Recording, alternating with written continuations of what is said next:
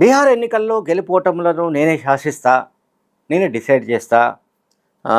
ఎవరు ముఖ్యమంత్రి అవుతారో అది కూడా నేనే డిసైడ్ చేస్తా.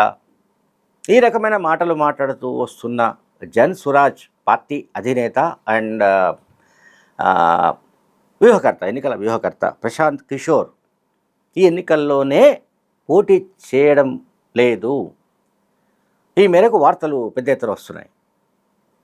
ప్రశాంత్ కిషోర్ ఈ ఎన్నికల్లో ఎమ్మెల్యేగా పోటీ చేయడం లేదు. పోటీకి దూరంగా ఉండాలని ఆయన నిర్ణయించుకున్నట్టుగా సమాచారం అందుతోంది. మీడియాలో కూడా ఈ మేరకు కథనాలు వస్తున్నాయి. ఎందుకంటే ఆయన ఇప్పుడు ఆ రాష్ట్రంలో బీహార్లో 243 సీట్లు ఉన్నాయి. సో అన్ని కాన్స్టిట్యూన్సీలో తిరగడానికి తనకు సమయం ఉండదు కనుక తాను పోటీ చేస్తే తన గెలుపు కోసమే ఆ కాన్స్టిట్యూన్సీలో పట్టుకొని ఉండాల్సిన పరిస్థితి కనుక తాను మొత్తం రాష్ట్రమంతా పర్యటించాల్సి ఉన్నందున తాను ఎన్నికలకు దూరంగా ఉండాలని నిర్ణయించుకున్నట్టుగా, పోటీకి దూరంగా ఉండాలని నిర్ణయించుకున్నట్టుగా వార్తలు వస్తున్నాయి. ఎవరు? ప్రశాంత్ కిషోర్. సో ఇక్కడ సరే, ప్రశాంత్ కిషోర్కు సంబంధించి అక్కడ సి ఓటర్ జరిపిన ఒక సర్వేలో ఏం తెలియదంటే ముఖ్యమంత్రిగా ఎవరు బెటర్ అని వాళ్ళు ఒక సర్వే చేశారు. సి ఓటరు కొద్దిగా ఉన్న సంస్థలో వన్ ఆఫ్ ద ప్రిస్టిజియస్ ఆర్గనైజేషన్, ఏది సర్వేకి సంబంధించిన సెఫాలసీ ఆర్గనైజేషన్. వాళ్ళు చేసిన సర్వేలో ఏంటంటే బీహార్ ముఖ్యమంత్రిగా ఎవరు బెటర్, బీహార్ ముఖ్యమంత్రిగా ఎవరైతే బాగుంటుంది అని వాళ్ళు సర్వే నిర్వహించినప్పుడు జన్ స్వరాజ్ అధినేత ప్రశాంత్ కిషోర్కు కేవలం 13.3 అంటే 13% ఓటర్లు మాత్రమే మొగ్గు చూపారు. ఆర్జేడీ నాయకుడు, మన రాష్ట్రీయ జనతాదళ నాయకుడు తేజస్వి యాదవ్కు అత్యధికంగా ప్రజలు మొగ్గు చూపుతున్నారు.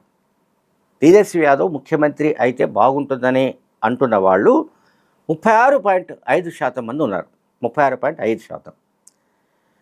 ఇప్పుడు ప్రస్తుతం ముఖ్యమంత్రిగా ఉన్న నితీష్ కుమార్కు 15.9% మంది మాత్రమే అనుకూలంగా ఉన్నారు, ఆయన ముఖ్యమంత్రి అయితే బాగుంటుందని. అండ్ చిరాగ్ పాస్వాన్కు 8.8% మాత్రమే ఆయన వైపు మొగ్గు చూపుతారు, అంటే ఎవరు ముఖ్యమంత్రి అనేది. సో ముఖ్యమంత్రి ఎవరైతే బాగుంటుంది అనే దాంట్లో జరిపిన సర్వేలో, సి ఓటర్ సంస్థ జరిపిన సర్వేలో తేజస్వి యాదవ్కు ఎక్కువ శాతం మంది ఆయన ముఖ్యమంత్రి అయితే బాగుంటుందని వాళ్ళు మొగ్గు చూపుతున్నట్టుగా సర్వే రిపోర్టు తేల్చింది.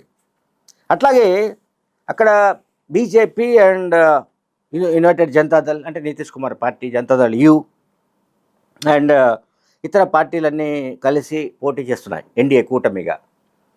అయితే మహాగఠబంధన్ అనేది ఆర్జేడీ, కాంగ్రెస్ వగైరా లెఫ్ట్ పార్టీలు అండ్ సిపిఐఎంఎల్ ఇటువంటి పార్టీలు అన్నీ కలిసి మహాగఠబంధన్ పేరిట ఏర్పడ్డాయి, మహాకూటమిగా ఏర్పడ్డాయి. సో ఇప్పుడు ఎన్డీఏ కూటమి ప్రభుత్వం ఏర్పాటు చేసే అవకాశాలకు, మహాగఠబంధన్ ప్రభుత్వం ఏర్పాటు చేసే అవకాశాలకు మధ్య కేవలం 1.7 మాత్రమే తేడా వచ్చింది. ఎన్డీఏ కూటమి ప్రభుత్వం ఏర్పాటు చేసే అవకాశాలు 40% ఉంటే మహాగఠబంధన్ అంటే అదే ఆర్జేడీ కాంగ్రెస్ కూటమి, ఆ కూటమి అవకాశాలు ఆల్మోస్ట్ 38.3. సో 1.7% మాత్రమే తేడా. అంటే 1.7 అంటే ఎప్పుడైనా సరే, అంటే ఇప్పటికున్న ట్రెండ్ ఇది. ఎన్నికలు జరిగే లోపుగా పరిస్థితులు, రాజకీయ సమీకరణాలు మారితే ఖచ్చితంగా మహాగఠబంధన్ గెలిచే అవకాశాలు ఉంటాయి. ఎన్డీఏ కూటమి ప్రభావం తగ్గిపోయే ఛాన్సెస్ ఉంటాయన్న ఇది సమాచారం అందుతోంది బీహార్ నుంచి. అండ్ అధికారంలోకి రాగానే, అంటే మహాగఠబంధన్ తాము అధికారంలోకి రాగానే ప్రతి ఇంటికి ఒక ఉద్యోగం ఇస్తామని తేజస్వి యాదవ్ అనౌన్స్ చేశాడు. ఇదొక సంచలనమైన ప్రకటన.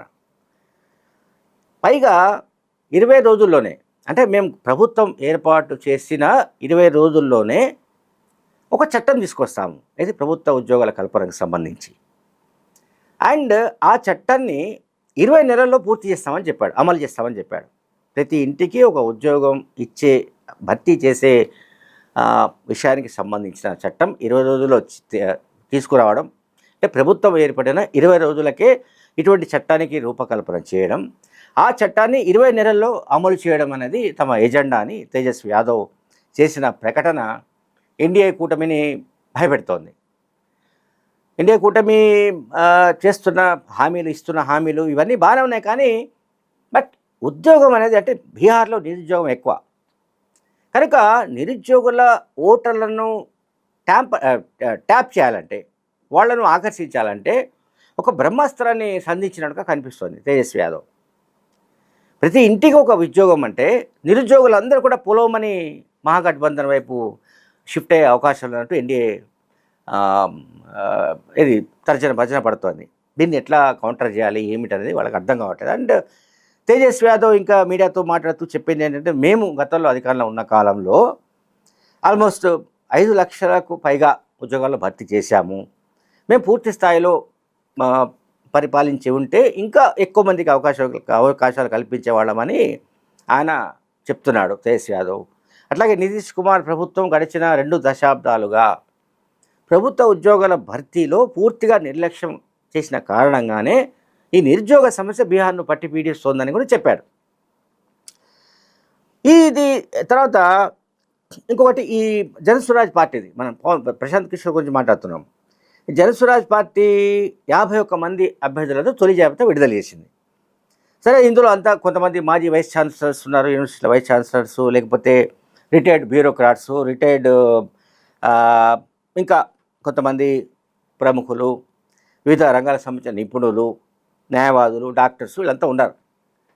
అంటే ఒక ఎలైట్ సెక్షన్ని ఆయన సెలెక్ట్ చేసుకున్నట్టుగా కనబడుతోంది. ఈ ఎలైట్ సెక్షన్స్ నుంచి వీళ్ళందరినీ ఇంతమంది నిలబెట్టినా ఇది తొలి జాబితా 51 మందిది. వీళ్లకు ప్రజలు ఓట్లు వేస్తారా అనేది బీహార్లోనే చర్చ జరుగుతుంది. సాధారణ మనందరికీ తెలుసు, ఎలక్షన్స్ ఏంటి, అదొక మాస్ అప్పీల్ ఉండే వాళ్ళ వైపే ఎక్కువగా ఓటర్లు మొగ్గు చూపే అవకాశం ఉంది.